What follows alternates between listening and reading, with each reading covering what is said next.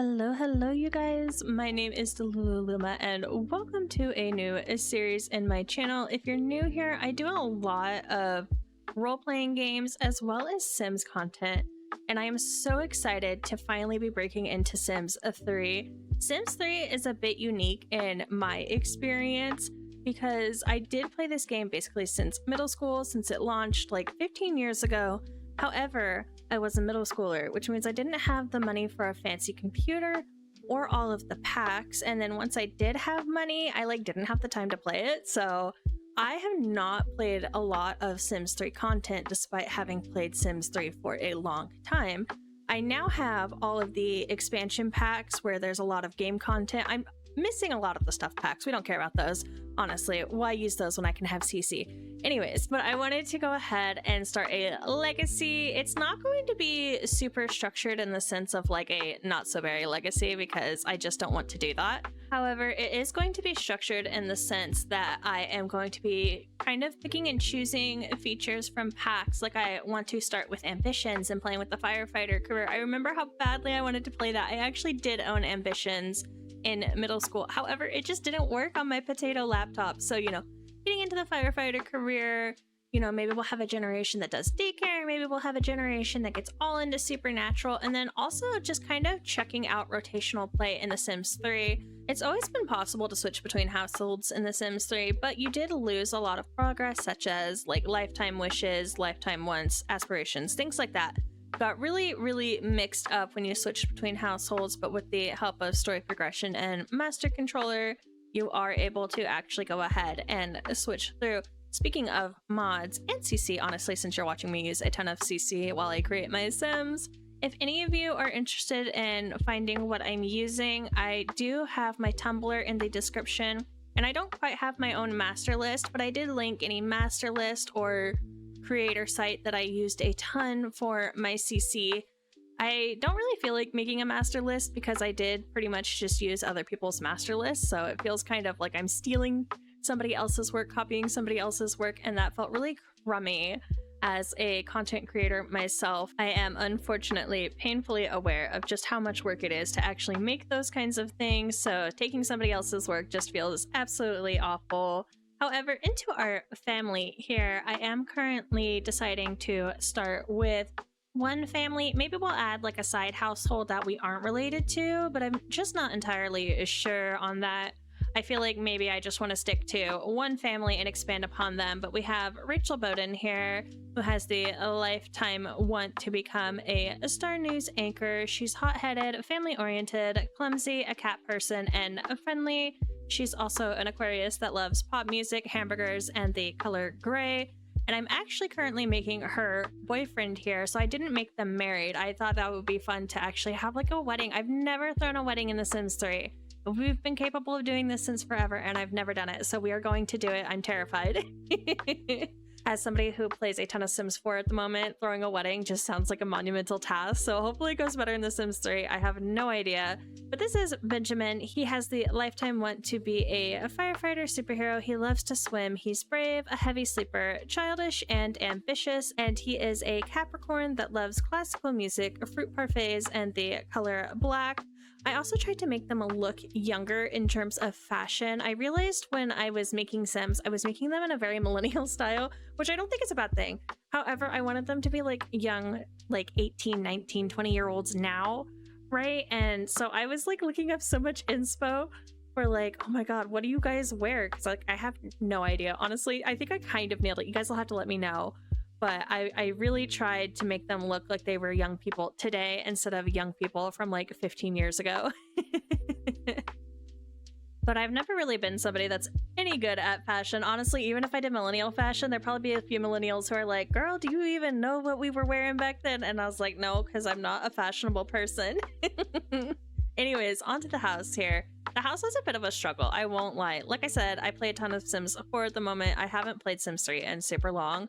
So I was like learning how to build while I made this house.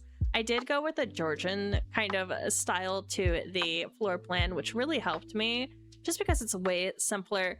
I don't feel like the actual house ended up looking super Georgian in the end though.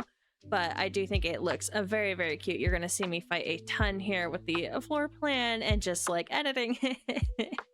Oh my goodness.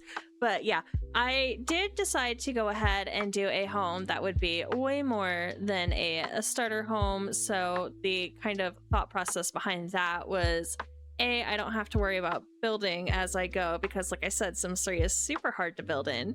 And also, I kind of wanted the storyline to be that this is a home that Rachel has inherited. Her great aunt, whoever, has passed, and she has now inherited this home, and it's much larger, and it's actually quite empty. You'll see once we get to the furnishing. But the thought process was that she inherited this home, and it was more than her and Benjamin could afford at the time. So a lot of the house has been like gutted of anything that's basically not nailed down. And I also did like a lot of styles. I tried to mesh like basically what I could of the last 100 years in home decor and furniture and just, you know, whatever. And I think I did a pretty good job, honestly. Like the floral pattern from the 1920s was a really big thing that I wanted to incorporate. I wanted to incorporate things like a study as well as, you know, stained glass. I really wanted it to look like, you know, generations of family had been living in this house, even though we're just starting with our first generation. Oh my god, the roofing was such a nightmare, you guys. I was fighting for my life with the roofing the whole way through. You're gonna just see me like struggling every step of the way. Oh, and another thing, cars. Oh, I love cars so much, you guys. I've missed them so bad. Oh gosh, here comes the constrained floor elevation. I was crying with this as well. It was so brutal. Oh my gosh, they've really just improved the building in Sims 4. So when I came back to this, I really did forget just like how rough it was. I don't think I was ever really a good builder in the Sims 3, but I really did try to give you guys like everything I had while looking up a million tutorials as we were doing this. Oh my goodness, James Turner really came through for me, all his tutorials on like how to build. So if any of you are ever looking for a building tutorial for the Sims 3 and like how to do things, James Turner has your back, because I, like, every problem I encountered, James Turner was there with a tutorial. But definitely one of the best pieces of advice I can ever offer you is if you're struggling with a funky roof, just expand. Expand, expand, expand, especially when you're doing a two-story home or split level. Just expand, make it easier, do less roof on that first floor. But that also comes into struggle because, like, you might get too massive of a house, but I think it will be okay for us to have just like an absolute massive house. Oh my goodness, and I'm just going absolutely crazy with all the roof parts up here. Oh my lord. Yeah, but you can already see where I'm like starting to expand more to try and make the roof simpler up top and just running into issues left and right, of course. Honestly, there's a lot of limitations to roofing in The Sims 3 that I was just not aware of. Like, you can't have it anywhere near a window, and honestly, just like quality of life things, like Sims 4 will just auto delete the window for you and you can put it back later. When I was a Sims 3 player back in the day, I was very much just a box queen, just a plain box. It was good enough, didn't matter. Was the floor plan dumb? Yeah, who cares? So this is genuinely my first attempt at making a pretty house. And I can say that that garage made me want to rage quit. Oh, and here's where I got stuck with the stairs. If you guys ever have this issue where the stairs are like pushing down the ground below, just go ahead and hit Alt and it'll work fine. I spent so long trying to figure that out. I actually had to stop the video there and be like, oh my gosh, I cannot figure this out. I was about to cry and bulldoze like the whole lot. You can't even bulldoze the lot. You have to just straight up delete it. That's insane. Anywho's, here I am going absolutely bananas with the color wheel and dragging everything. The fact that I can make like wood tones match across the board was just, you know, such a relief, such a joyous thing. It's something I've just kind of come to accept in The Sims 4, that nothing is going to match, but you know, the fact that I could do that, I was just over the moon. And I am going to spend a lot of time definitely doing color wheel stuff throughout the video. I definitely did a lot even when I was just creating The Sims. Like, it's so amazing. The patterns, the themes. I don't even have a lot of custom ones, and I was able to pull off just like a lot of beautiful coloring, and just, you know, the house looks so cohesive and discombobulated at the same time, like generations have really lived in it. So I was really, really happy with that little outcome there. It's definitely a feature I wish we would get in The Sims 4, though I don't think we ever will, which is a bit unfortunate. Oh, I was trying so hard to find a door that like looked like it actually fit with these windows, like they came all in one piece, and I was so ecstatic when I found this. I like shouted super loud. I was over the moon. It looks so good. Oh man, this garage is still giving us issues. Oh man, I'm watching this and just remembering how I felt while trying to build it. I was literally like just about in tears every step of the way up the garage. And I just keep like wandering away from it because I'm like, I don't want to deal with it. This garage is awful. Even the bricks, using the creative style to make the bricks match everywhere. Oh, what a joyous thing, honestly. And even doing it on the ground, so good. Oh, I loved it. So what a experience, honestly. Is this where I just like completely abandoned the garage? I did abandon the garage in the end. I got super frustrated with trying to make it work, and I was like, why do I need 4 cars anyways? People can walk. Because, you know, I lived in a house that, well, my family home growing up basically was multi-generational, and not everybody had a car, you know, and it wasn't necessarily a thing out of poverty, but it was like, why do we all need a car if there's like 4 cars? Where do you realistically park them all? So I was like, whatever, we're not doing a garage. I decided to build a large room off of the dining room that I would probably make more like a recreational room. So we do have like a formal sitting area in the entrance of the house, which I think honestly fits really perfect with the style of home that we've chosen here. Most Georgian homes do tend to have a very formal sitting room, and then you usually have like a recreational, more casual form of living room somewhere else in the house. So I thought this little addition was really, really nice off the house, and I think that's honestly what tends to ruin the Georgian look that I was going for, but it also makes our house look super, super nice. And here I am just absolutely fighting with the roof again. The roof in the garage really just gave me a run for my money. Oh yeah, and I made it like go all the way around. I don't know how much I like that in the end, but I do think it looks pretty decent. It really does help like kind of break up the house, make it look unique. So it's kind of a love-hate relationship with it, because I'm like mad that it took me so much work, but it also looks really, really good. It was definitely a challenge to kind of learn the architecture of this game and like how to make architecture look interesting. Oh, and I'm finally getting like a clue and expanding the back porch here. I really love like looking at this back and just seeing how much I actually struggle, because like now I can laugh about it because I figured it out, but like when I was doing this I really did want to cry. Oh, and I've changed the color scheme of the house. The bright brick was just too much to figure out something that looked good when doing like the siding that looks kind of cheap on the side. I think the mix of brick and the cheap siding does kind of make it look more like the house has been added onto over time, while still looking really cohesive and cute and just like all that stuff. And I do have to say, I really love how high texture the plants and the trees are. There are like some things that are conversions from The Sims 4, but they've been made to fit Sims 3's art style, and I just really love I really love the plants. Honestly, Sims 3 is such a beautiful game. I do have a lot of mods that are affecting the visuals. Like I have Reshade and a lot of like lighting mods and visual mods, which you can find on my Tumblr, but I really, really do just love how everything turned out. Oh, and this wallpaper. I love this wallpaper so much. So I actually stole the pattern off of another wall that I didn't quite like the design of, and then I used Create a Style to go ahead and make it look how I wanted, and I was struggling to figure out which was which on it, but I finally figured it out, and then I just put this wallpaper everywhere. I love it so much. It's so granny. It finally fit the vibe that I was looking for of just like flowers. Because like I feel like that's what a lot of like homes had back in the day, was just floral wallpaper everywhere. And I did eventually get like a lot of lights going on, so you can actually see in here. And I love these lights that came in the game, these kind of like, I don't know what these kind of lights are called, honestly. I just call them granny dome lights, and that's totally not the correct term for them, I'm sure.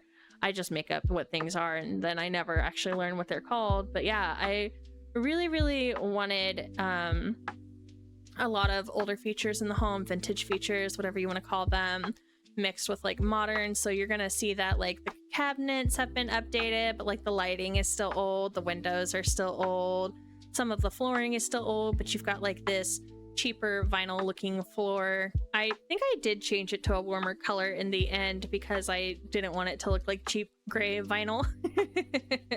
But it's still the same pattern, it's just a warmer tone. Oh my goodness, I love that stove so much. It's so good. 10 out of 10. Oh my goodness, I was fighting with this cabinet here these cabinets, man. I didn't realize that if I put cabinets up, they don't disappear with the walls, so I was kind of bummed after figuring it all out and then realizing that the cabinets stay floating in the air. But yeah, the kitchen is fully going to be done. I basically did almost the entire first floor, but I feel like I spent the most time on the kitchen. I feel like the kitchen's such an essential part of a house, and it doesn't really make sense that it would be gutted. I think the bathrooms in the kitchen, so it would be weird if they were gutted in a home, unless you're buying like a home that's like completely gutted, which didn't really make sense for our storyline here. So the kitchen and the bathrooms are going to be entirely done. I was trying to put something cute there and it just really didn't work out, so I went back with the hood there. Yeah, and then I wanted this so we don't really have a lot of baby furniture. We're not even married yet. I do have Autonomous Woohoo on for this Let's Play, but I wanted to kind of put that baby chair in like it belonged to the family. It's just like this super cute little detail that I absolutely loved. Of course, it's all in our mind, but that's like 99% of my Sims gameplay for me anyways, is it's just all in my head. It's just a story I made up. I actually really did end up liking a lot of the furniture that came with the game too.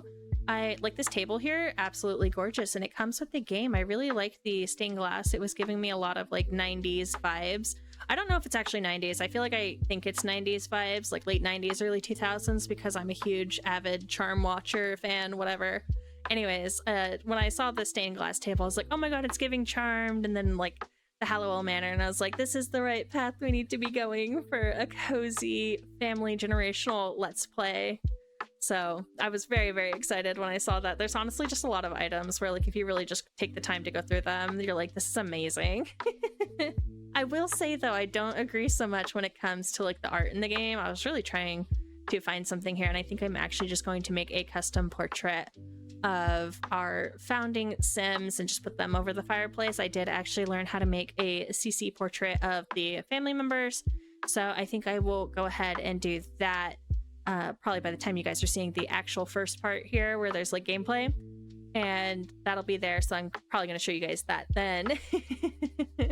But yeah, very excited, and the idea is going to definitely be to just cover this house in family photos that we're kind of making CC out of, and I'm pretty sure that'll help with just like the game's issue, because I feel like even Sims 3, like even though you had the camera, it can have issues when it comes to like portraits everywhere, so definitely want to try and alleviate the game's stress at times, trying to remember all the random stuff I put in it.